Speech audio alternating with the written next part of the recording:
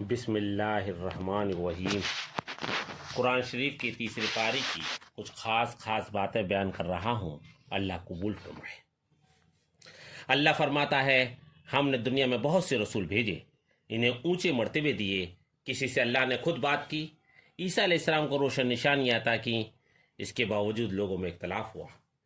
یہاں یہ سوال اٹھ سکتا ہے کہ اللہ کے اختیار میں سب کچھ ہے تو اختلاف لوگوں میں کیوں ہوا؟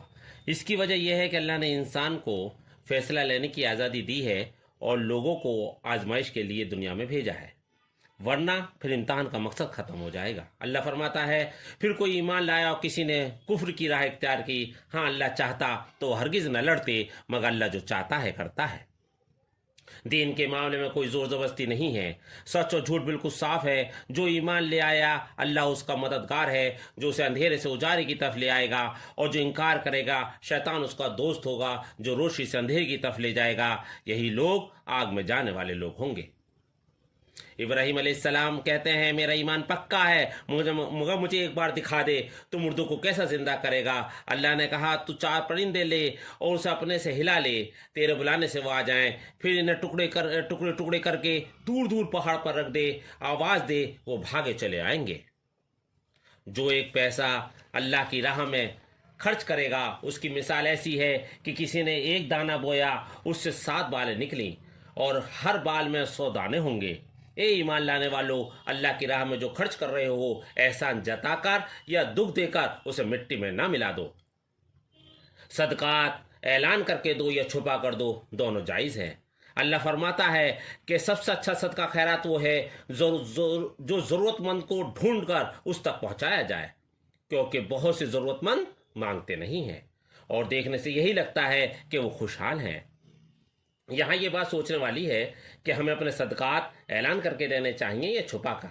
میری ناقص عقل یہ کہتی ہے کہ جو فرض ہے جیسے زکوٰۃ، فطرہ، وہ سب کو پتہ ہونا چاہیے کہ آپ ادا کر رہے ہیں، اور جو صدقات خیرات کر رہے ہیں وہ لوگوں کو چھپا کر مدد کی جائے۔ کہیں پر اعلانیہ دینے سے فائدہ ہوتا ہے، آپ کو دیکھ کر اور لوگ بھی آگے آتے ہیں، اور کہیں چھپا کر دینے سے فائدہ ہوتا ہے، لینے والے کی عزت بنی رہتی ہے۔ اس لیے ہر آدمی کو یہ فیصلہ خود کرنا ہوگا کہ کہاں اعلانیہ دینا ہے اور کہاں چھپا کر دینا ہے۔ جو لوگ سود کھاتے ہیں ان کا حال اس شخص جیسا ہے جیسے شیطان نے چھو کر باولا کر دیا ہو۔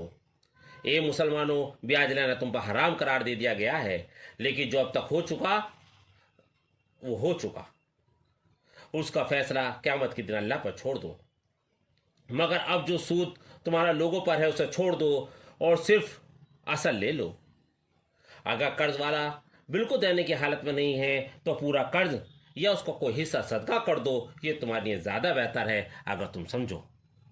یہاں یہ ذکر کرنا بہت ضروری ہے کہ تجارت اور سود 2 الگ الگ چیزیں ہیں۔ تجارت حلال ہے اور سود حرام۔ سود کھانے والے اکثر یہ دلیل دیتے ہیں کہ ہمارے قرض کے پیسے لے کر وہ تجارت میں لگا کر فائدہ حاصل کرے گا، اگر ہم اس میں سے کچھ لے لیتے ہیں تو اس میں غلط کیا ہے؟ مگر سچ یہ ہے کہ سود میں نقصان کا خطرہ نہیں ہوتا، وہ فکس ہوتا ہے۔ تجارت میں نفع کم بڑھتی ہوتا رہتا ہے اور نقصان کا خطرہ بنا رہتا ہے، اس لیے سود حرام ہے اور تجارت حلال۔ جو لوگ ایمان لے آئیں، نیک عمل کریں، نماز قائم کریں، زکوٰۃ دیں، ان کا اجر ان کے رب کے پاس ہے، ان کے لیے کسی خوف و رنج کا موقع نہیں۔ جب قرض کا لین دین کرو تو اسے لکھ لیا کرو، اس سے آگے چل کر لڑائی جھگڑے اختلافات کے امکان کم رہتے ہیں۔ قرض کا مضمون قرض لینے والا لکھوائے، اگر وہ نہ لکھوا سکتا ہو تو اس کی طرف سے اس کا ولی لکھوائے، اور 2 آدمی کو گواہ بنا لیا کرو۔ اگر 2 آدمی نہ ملے تو 1 آدمی اور 2 عورتوں کو گواہ بنا لو، اور جب شہادت کی ضرورت ہو تو گواہوں کو ضرور گواہی دینی چاہیے۔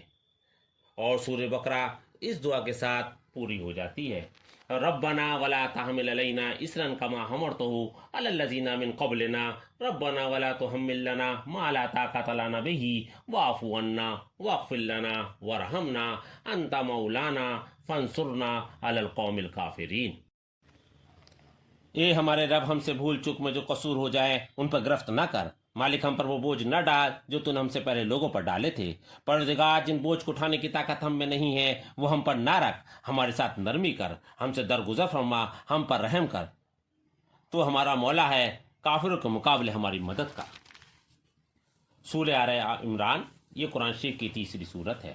اللہ فرماتا ہے اس کتاب میں 2 طرح کی آیات ہیں، ایک وہ ہے جو صاف صاف بیان کی گئی ہیں، ان کے مفہوم میں کسی طرح کا شبہ نہیں ہے، اور دوسری متشابہات، جن لوگوں کے دلوں میں ٹیڑھ ہے وہ متشابہات کو اپنا معنی پہنانے کی کوشش کرتے رہتے ہیں، یعنی فتنے کو بڑھاوا دینے کی کوشش کرتے ہیں۔ متشابہات کے بارے میں ایک بات کا ذکر کر دوں، جس چیز کو ہم نے کبھی دیکھا نہیں، چھوا نہیں، چکھا نہیں، اس چیز کے بارے میں ایسے الفاظ بیان کرنا جو اس کو بالکل واضح کر دیں ناممکن ہے۔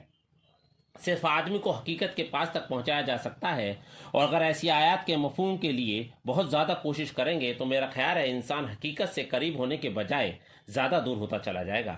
ایسے لوگوں کے بارے میں کہا گیا ہے کہ وہ ہمیشہ متشابہات کے لیے بحث و تنقید کرتے رہتے ہیں، جبکہ اسلام کے اثر بنیاد یا تعلیم پر ان آیات کا کوئی اثر نہیں ہوتا۔ جنگ بدر کا ذکر کیا گیا ہے، 2 گروہ آپس میں لڑ رہے تھے، ایک اللہ کے لیے لڑ رہا تھا، دوسرا گروہ اللہ کے خلاف لڑ رہا تھا۔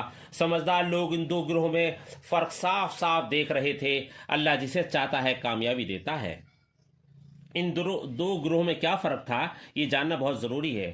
ایک گروہ تھا جہاں لونڈیاں ناچ گا رہی تھیں، شراب چل رہی تھی، بہت اچھے اچھے ہتھیار تھے، بہت بڑی تعداد تھی، اس غرور میں وہاں کا نظارہ ہی کچھ اور تھا۔ اور مسلمانوں کا گروہ جہاں نماز پڑھی جا رہی تھی، اللہ کا ذکر ہو رہا تھا، خدا ترسی تھی، پرہیزگاری تھی، چھوٹی سی تعداد تھی 313 کی، نہ اچھے ہتھیار تھے مگر اللہ پر یقین صاف دکھ رہا تھا۔ اخلاقی حیثیت سے یہ گروہ بہت اونچا تھا اور دیکھنے والوں کو صاف صاف نظر آ رہا تھا، اور پھر اللہ نے چھوٹے سے مسلمان گروہ کو جنگ بدر میں زبردست کامیابی عطا فرمائی۔ آج اس زمانے میں غیر مسلم قرآن نہیں پڑھتے، ہم کو دیکھتے ہیں اور مسلمانوں کے اخلاق سے اسلام کو پہچانتے ہیں۔ اگر وہ اسلام کے بارے میں غلط باتیں کرتے ہیں تو ہم کہیں نہ کہیں ذمہ دار ضرور ہوتے ہیں۔ اللہ سب کو سنتا اور جانتا ہے۔ اللہ اس وقت بھی سن رہا تھا جب عمران کی عورت کہہ رہی تھی، میرے پروردگار، میری جو اولاد ہونے والی ہے میں اسے تیری راہ میں دیتی ہوں۔ پھر اس کے یہاں لڑکی پیدا ہوئی تو وہ بولی، یہ تو لڑکی ہے، میں نے اس کا نام مریم رکھ دیا ہے اور میں اس کو شیطان مردود کے فتنے سے بچنے کے لیے تیری پناہ میں دیتی ہوں۔ پھر وہ جوان ہوئی، بیت المقدس کی عبادت ہی کر میں اللہ کے ذکر میں لین ہو گئی۔ حضرت زکریا کو اس کا سرپرست بنا دیا گیا۔ وہ جب بھی مریم کے پاس جاتے تو وہاں کھانے پینے کی کچھ نہ کچھ چیزیں پاتے۔ تو انہوں نے مریم سے پوچھا، اس نے جواب دیا، اللہ کے پاس سے آیا ہے۔ زکریا نے اپنے رب سے دعا کی، اے اللہ مجھے نیک اولاد عطا کر۔ اللہ کی طرف سے جواب آیا، تیرے یہاں یحییٰ پیدا ہوگا، وہ نبی ہوگا۔ زکریا بولے، میرے ہاں لڑکا کہاں سے پیدا ہوگا، میں تو بوڑھا ہو چکا ہوں، میری بیوی بانچ ہے۔ جواب ملا، ایسا ہی ہوگا، اللہ جو چاہتا ہے کرتا ہے۔ اے محمد، یہ غیب کی باتیں ہیں جو ہم تم کو وحی کے ذریعے سے بتا رہے ہیں، ورنہ تم اس وقت وہاں موجود نہ تھے۔ پھر وہ وقت آیا جب مریم سے فرشتوں نے کہا، تمہارے لڑکا پیدا ہوگا، اس کا نام مسیح ابن مریم ہوگا، وہ نیک ہوگا، ماں کی گود میں بھی لوگوں سے باتیں کرے گا۔ یہ سن کر مریم بولی، پروردگار میرے ہاں بچہ کہاں سے ہوگا، مجھے کسی مرد نے ہاتھ تک نہیں لگایا۔ جواب ملا، ایسا ہی ہوگا، اللہ جو چاہتا ہے کرتا ہے۔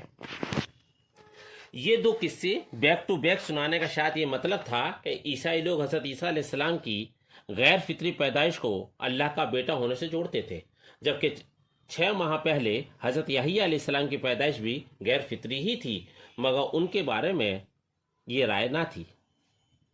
جب رسول کی حیثیت سے بنی اسرائیل عیسیٰ علیہ السلام نے خطاب کیا، میں تمہاری طرف نشانی لے کر آیا ہوں، مٹی کے پرندے میں پھونک مارتا ہوں، اللہ کے حکم سے اس میں جان آ جاتی ہے۔ میں اللہ کے حکم سے مادہ ذات اندھے اور کوڑی کو اچھا کرتا ہوں، مردوں کو زندہ کرتا ہوں، میں تمہیں بتاتا ہوں کہ تم کیا کھاتے ہو اور گھر میں کیا اکٹھا کرتے ہو، لہذا اللہ سے ڈرو اور میری اطاعت کرو۔ اللہ میرا رب بھی ہے اور تمہارا رب بھی، لہذا تم اس کی بندگی اختیار کرو، یہی سیدھا راستہ ہے۔ جب عیسیٰ علیہ السلام نے محسوس کیا بنی اسرائیل کفر و انکار پر آمادہ ہے تو اس نے کہا، کون اللہ کی راہ میں میرا مددگار ہوتا ہے؟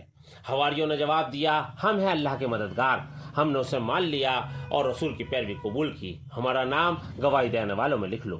یہ سب کچھ اس طرح ہے جیسے حضرت محمد مصطفیٰ صلی اللہ علیہ وسلم کو مدینے میں انصار مل گئے۔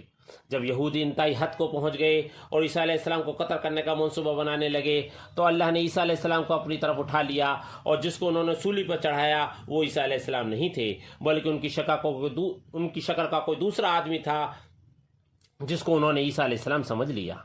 یہ آیات اور حکمت سے لبریز تذکرے ہیں جو ہم تمہیں سنا رہے ہیں۔ اللہ کے نزدیک عیسیٰ کی مثال آدم کی سی ہے کہ اللہ نے اسے مٹی سے پیدا کیا، حکم دیا کہ ہو جا، اور وہ ہو گیا۔ جن لوگوں نے ایمان لانے کے بعد دوبارہ کفر اپنا لیا، ان پر اللہ تمام انسانوں فرشتوں کی پھٹکار ہے۔ پھر جس نے توبہ کر لی وہ لوگ بچ گئے، اور جو کفر میں بڑھتے چلے گئے موت انہیں آ گھیرا۔ ایسے لوگوں کے لیے دردناک سزا تیار ہے، وہ اپنا کوئی مددگار نہیں پائیں گے۔ یہ تھی قرآن کا مکمل ترجمہ نہیں ہے۔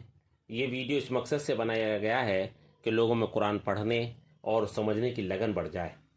اے اللہ، اس میں اگر کوئی بھول یا غلطی ہو گئی ہو تو اسے معاف فرما، اور میرے ماں باپ کی مغفرت فرما۔ اگر میری یہ کوشش اچھی لگے تو ویڈیو کو لائک کریں اور میری حوصلہ افزائی فرمائیں، اور دوسرے لوگوں کو بھی شیئر کریں تاکہ انہیں بھی فائدہ ہو سکے۔